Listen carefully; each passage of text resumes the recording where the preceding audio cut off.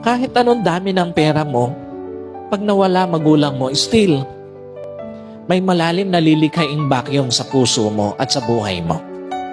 Kahit anong dami ng barkada mo, pag nawala ang magulang mo, still, may malalim na may iwang vacuum sa puso mo at sa buhay mo. Ikalawa, tandaan niyo po, lalo na sa mga anak, mapapalitan ng pera, mapapalitan ng barkada, pero hindi ang magulang at oras na kasama ang mga magulang. Time will come, mauubos ang oras na kasama mo magulang mo.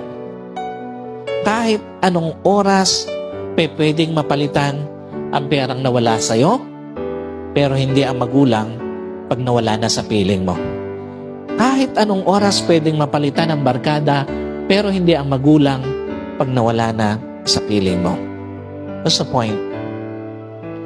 Pwedeng yung tatanggihan mo na request ng magulang mo na makasama ka, huling pagkakataon na pala na makakasama mo siya.